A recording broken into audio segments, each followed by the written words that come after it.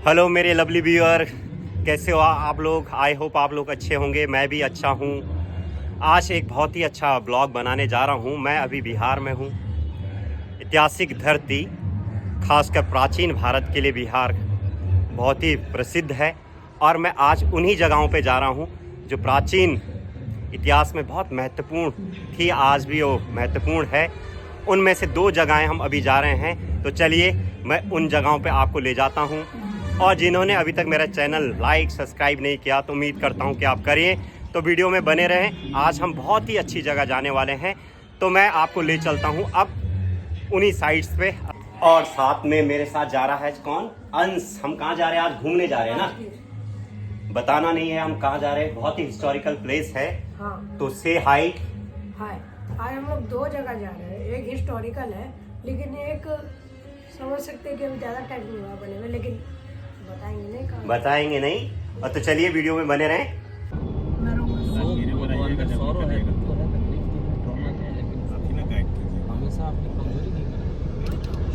तो गाइस हम अब जा रहे हैं एक हिस्टोरिकल प्लेस पे। जैसा कि हमने एंट्री करी दी है, सस्पेंस अब धीरे धीरे दूर हो ही रहा है। तो चलिए वीडियो में बने रहें। वहाँ जाके आपको बहुत ही अच्छी इंफॉर्मेटिव वीडियो होने वाली है, क्योंकि हम ऐतिहासिक स्थल, और मैं अपने को बहुत ही भाग्यशाली महसूस कर रहा हूँ कि मैं आज उन जगहों में पहुँचने वाला हूँ जो केवल आज तक किताबों के माध्यम से ही जिनके बारे में जानकारी प्राप्त की है। तो चलिए वीडियो में बने रहें। तो फाइनली हम टिकट ले लिए हैं। अब मैं आपको इंट्रोड्यूस कराते हैं। अंश से तो ऑलरेडी है, ये हमारे डॉक्टर दानिश साहब जी है। कैसे साहब आप? मैं बहुत अच्छा हूँ। आप? ये हमारा अली साहब है, और ये हमारे मैनेजर साहब पानी लेते हुए तो रंजीत जी। तो चलिए अब हम नालंदा में जा रहे हैं। टिकट यहाँ पे 40 रुपए के टिकट मिलता है, और जो बाहर के यात्री है, टूरिस्ट यानी इंटरनेशनल, वो लोग उनका 600 रुपये पेड होता है। तो सर गाइड भी लेंगे बतलाने के लिए? नहीं, गाइड मैं खुद ही हिस्टोरियन हूँ, तो मैं आपको भी गाइड कर सकता हूँ। क्या गुड नाम, क्या शुभ नाम आपका? मेरे लिए तो बहुत शुभ दिन आज है। हाँ, ये देखिए यहाँ पे आर्कोलॉजी कल सर्वे ऑफ इंडिया के द्वारा संरक्षित की जा रही है, और ये वैसे अब वर्ल्ड हेरिटेज में है, तो यूनेस्को के द्वारा इसका संरक्षण किया जा रहा है। यहाँ जो यहाँ से प्राप्त हुई है। तो चलिए हम आगे चलते हैं। ये देखिए, जब इसका उत्खनन हुआ तो शुरुआत ही कितना प्यारा, कितनी खूबसूरत आकृति सामने आई है। कितने एक्साइटेड थे वो लोग जिन्होंने इस प्रकार का कार्य जब कर रहे थे। तो देखिए उनका अनुभव कैसा रहा होगा, ये तो शायद मैं बयान नहीं कर पाऊँगा। वो जो भी अनुभव रहा होगा वो बहुत ही बेहतरीन, एक नई चीज़, एक नई सभ्यता का आप नई चीज़ खोज रहे हैं। और एक आर्कोलॉजिस्ट होने का तो अनुभव ही अपना अलग होता है। आज मुझे बड़ी खुशी हो रही है, क्योंकि ब्लॉग मेरे सब्जेक्ट से जुड़ा हुआ है। तो जाहिर सी बात है कि अपनी सब्जेक्ट, जिन चीज़ों को हम पढ़ा रहे हैं, उनमें आने का जो आनंद मैं आपको शब्दों में बयान नहीं कर सकता हूँ। और ये हमारा अंश आइसक्रीम खाता हुआ। मेरे लवली व्यूअर, फाइनली हम कहाँ है? नालंदा खंडर के अंदर। और जो हमारा प्राचीन विश्वविद्यालय था, यहाँ आके मैं कितना खुश हूँ, मैं आपको एक्सप्लेन नहीं कर सकता हूँ। बट मैं यहाँ की इन्फॉर्मेशन आपके साथ शेयर करना चाह रहा हूँ। जैसा कि नालंदा विश्वविद्यालय और तक्षशिला प्राचीन भारत के प्रसिद्ध हैं, जबकि इन्हें बनाने का श्रेय गुप्तकालीन राजा कुमार गुप्त को हो, जिन्होंने 440 से 450 के बीच में ईस्वी में इसका निर्माण करवाया है। और एक इसकी जो पहचान एक प्रशस्ति के रूप में भी है। और काफ़ी समय बाद कहते हैं कि 12वीं शताब्दी में विदेशी आक्रमक बख्तियार खिलजी के द्वारा एक इसे विनाश किया गया, ख़त्म किया गया। और यहाँ पे कई तमाम, क्योंकि प्राचीन कालीन शिक्षा का केंद्र होने के कारण यहाँ पे बहुत बड़ा संग्रहालय था, एक बहुत बड़ा पुस्तकालय, जिसमें लाखों किताबें, पांडुलिपि यहाँ रहती है। कहते हैं कि इतिहास में बहुत सारी चीज़ें बताई गई कि जब इस पे आग लगाई गई तो कई महीनों तक, 3-4 महीनों तक वो आग जलती रही। तो आइए आगे बढ़ते रहते हैं। तो मेरे गाइस वीडियो में बने रहे, धीरे धीरे मैं आगे और शेयर करूँगा। जी भी जुड़े हैं, जो हमारे फ्रेंड भी है, बिहार से ही है। कुछ जानकारी डॉक्टर दानिश जी आपके साथ शेयर करेंगे। डॉक्टर साहब वेलकम हमारे ब्लॉग में। शुक्रिया रमेश जी। अभी हम लोग मौजूद हैं बिहार और इस भारत देश के, और देश से भी बाहर की बात करें तो पूरी दुनिया की एक बहुत ही महत्वपूर्ण अकादमिक परिसर में, जिसको हम नालंदा विश्वविद्यालय के तौर पे जानते हैं। और दुनिया में जो शैक्षणिक व्यवस्था बनी, हायर एजुकेशन के जो सेंटर्स बने, उसमें ये एंशियंट वर्ल्ड का गौरवशाली इतिहास समेटे हुए कैंपस है जहां हम मौजूद हैं। लगभग 4वीं-5वीं सदी ईस्वी में कुमारगुप्त प्रथम ने इस कैंपस की स्थापना की थी। आप देखें, मैं चाहूँगा अंश से कि अंश आप कैमरे को थोड़ा सा एक बार अंश दिखाइए पूरा व्यू। और ये 4वीं-5वीं शताब्दी में बना हुआ कैंपस है जहाँ पर दुनिया भर से विद्यार्थी पढ़ने आते थे। और इस कैंपस के अंदर पूरी तरह से तकनीक से लेके साइंस और दर्शन की पढ़ाई होती थी। और 10,000 विद्यार्थी, चीन के यात्रा वृत्तांत लिखने वाले वेनसांग और सिंह ने लिखा है कि इस कैंपस के अंदर 10,000 विद्यार्थी थे। और रमेश साहब, सबसे खास बात यह कि एक रेजिडेंशियल यूनिवर्सिटी थी। यानी जितने भी स्टूडेंट्स यहाँ पढ़ने आते थे उन सबों को यहाँ रहने के भी इंतजाम मिलते थे। और आप देखिएगा उन सारे हिस्से में तो वो सब हॉस्टल के हिस्से हुआ करते थे। आगे जाने पे मेस हुआ करता था। धनेश साहब, मैं थोड़ा सा आपको यहाँ पे इंटरप्ट कर रहा हूँ। जैसे देखिए धनेश साहब हमारे बहुत ही हिंदी के प्रख्यात विद्वान है, पर जिस हिसाब से ऐतिहासिक साइट्स के बारे में बता रहे हैं तो मुझे बड़ी खुशी हो रही है कि आज हम दोनों और हमारे साथ के लोग यहाँ पे मौजूद हैं। क्योंकि मैं इतिहास का रिसर्च स्कॉलर भी रहा हूँ और असिस्टेंट प्रोफेसर हूँ, पढ़ाते हैं। पर आपको मैं बता नहीं सकता कि जो चीज़ हम बताते हैं, पढ़ाते हैं, आज हम वहाँ पे एग्जैक्टली आज उस जगह पे। बिल्कुल बिल्कुल। और जैसे कि दानिश साहब ने बताया है अभी कि कुमारगुप्त ने इस यूनिवर्सिटी का स्थापना की, उससे पहले भी यहाँ पे बौद्ध धर्म और जैन धर्म से संबंधित 5वीं और 6वीं शताब्दी ईसा पूर्व में लोग भारत से विदेशों से आते, यहाँ पे लोग रहते हैं। यहाँ पे जो संग्रह आज भी यूनेस्को के द्वारा किया गया, कई किताबें रही होगी हमारी, कई लाखों पांडुलिपि रही। 3 लाख किताबें डॉक्यूमेंटेड थी। डॉक्यूमेंटेशन उस जमाने में जलाया गया बख्तियार खिलजी के द्वारा, जो नाम हम बार बार पढ़ते हैं। ये विश्वविद्यालय के पुस्तकालय की वही बिल्डिंग, ये वही बिल्डिंग है जो आपको दिखा रहे हैं। 3 लाख पुस्तकालय में किताबें रखी हुई थी और दुनिया भर के ज्ञान विज्ञान की तमाम भाषाओं की किताबें जो विद्यार्थी यहाँ पढ़ने आते थे उनको मिला करती थी। आप यकीन नहीं कर पाएंगे कि आज भी इस देश में और दुनिया भर में इस दर्जे का, इस स्तर का कोई विश्वविद्यालय एक मानक के तौर पे नहीं बन सका है जहाँ इतनी बड़ी तादाद में विद्यार्थी आते हों। तो ज्ञान की भूमि रही है नालंदा, और यह नालंदा विश्वविद्यालय का पुराना परिसर जो है भारतीय ज्ञान का विश्व में सबसे बड़ा संस्कृति फैलाने वाला वाहक रहा है। जहाँ से हमारे नागार्जुन जैसे दार्शनिक निकल के गए, वसुबंधु निकल के गए।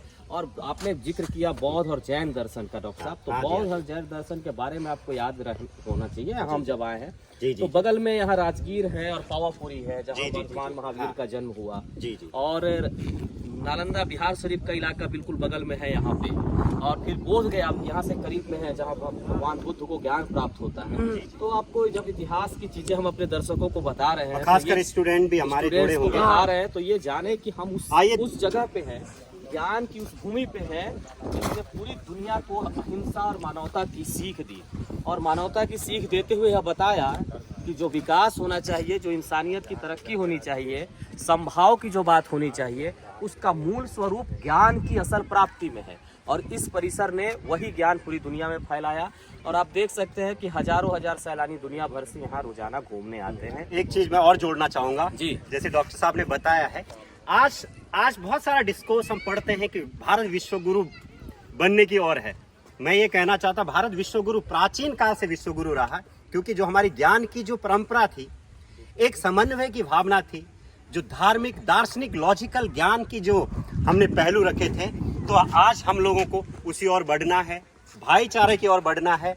और ये जो धरोहर आप देख रहे हैं, ये हमें यही सिखाता है कि भारत कितना समृद्ध है, भारत का जो इतिहास कितना गौरवशाली है।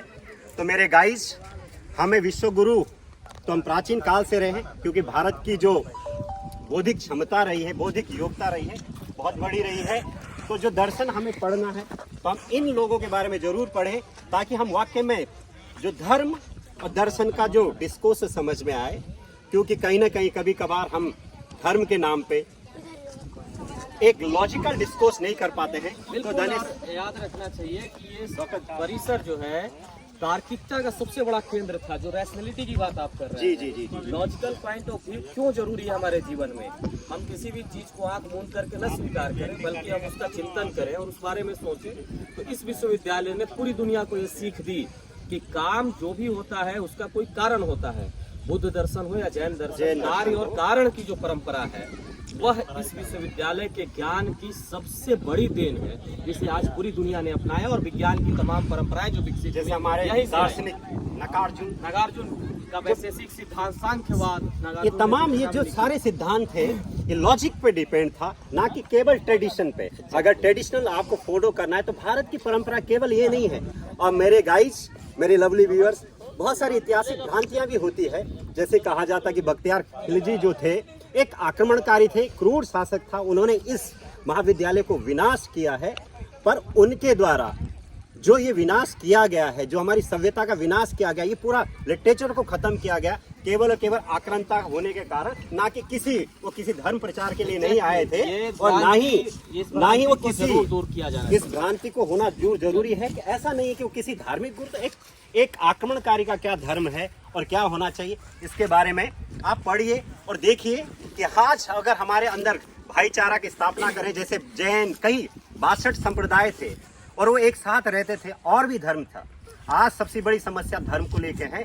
तो मेरे लवली व्यूअर्स, हिंदू, मुस्लिम, सिख, ईसाई, आपस में हम सब भाई, हमें पढ़ने की जरूरत है और लॉजिकल होने की जरूरत है। तो मैं चाहूंगा आखिर में एक बात मैं जोड़ के खत्म करूंगा अपनी पंथ होती है कि किताबें कुछ कहना चाहती हैं, तुम्हारे पास रहना चाहती हैं। क्या बात, क्या तुम नहीं सुनोगे किताबों की बातें?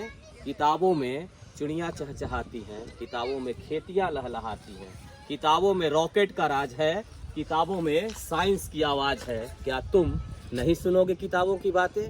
तो जब आप इस विश्वविद्यालय के परिसर में आए, जिसे हम नालंदा करते हैं, नालंदा खंडहर के इस परिसर में, तो इस किताबों की दुनिया से अपना संबंध बनाए और इस ज्ञान की प्राप्ति की जो यात्रा है, अनवरत यात्रा, उसके भागीदार बने, तभी यहाँ आना सफल और सार्थक होगा। धन्यवाद डॉक्टर साहब, आपने बहुत ही।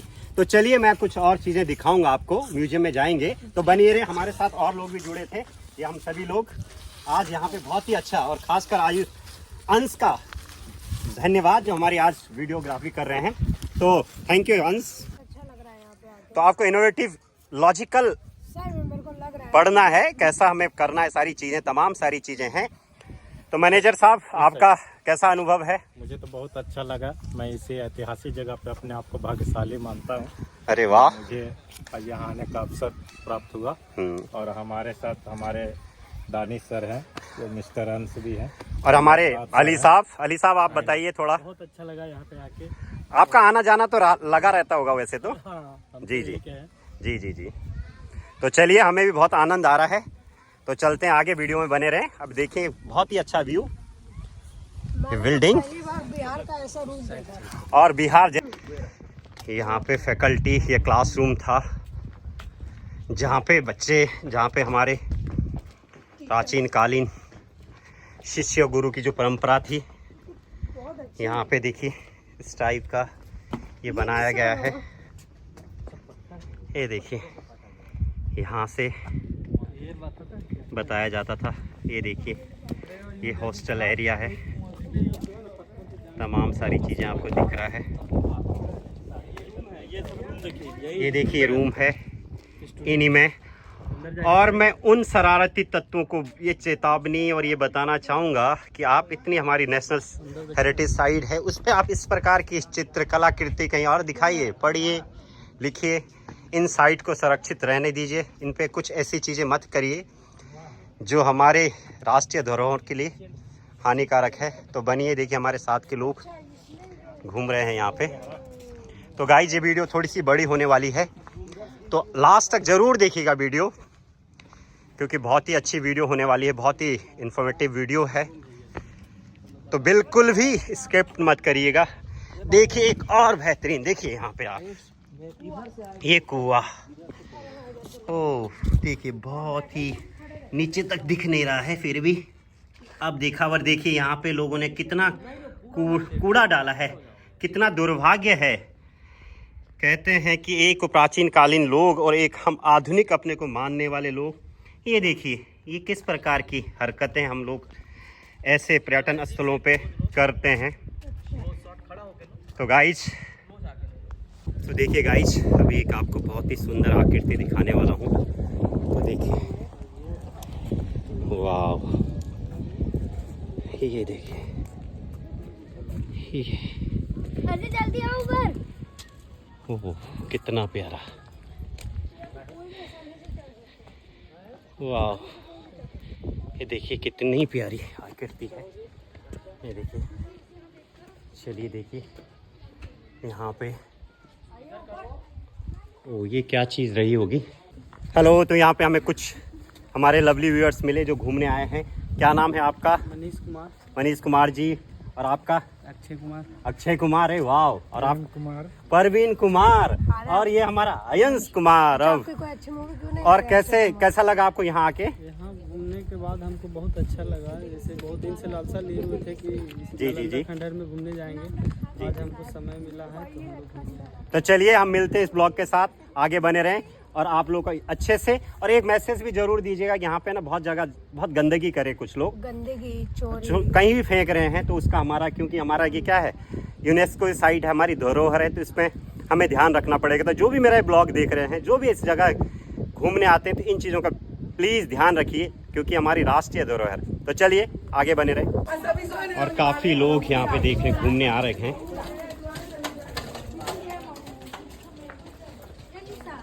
बाहर से भी लोग आ रहे हैं। अंश, तो फाइनली अब हम यहाँ से चल रहे हैं। ये बहुत अच्छा डेस्टिनेशन है बिहार की हिस्ट्री को। चलिए फिर बनिए रहे वीडियो में। तो माय लवली व्यूअर्स, ये वीडियो आपको कैसा लग रहा है कमेंट बॉक्स पे ज़रूर लिखिएगा। और इस ब्लॉग को हम यहीं पे समाप्त कर रहे हैं। नेक्स्ट ब्लॉग बहुत जल्दी मैं अपलोड करूँगा जो राजगृह का होगा। तो चलिए वीडियो में बने रहें हमारे साथ। लाइक, सब्सक्राइब द चैनल और शेयर ज़रूर करिएगा RS ब्लॉग। चलिए टेक केयर, मिलते हैं नेक्स्ट ब्लॉग के साथ। बाय।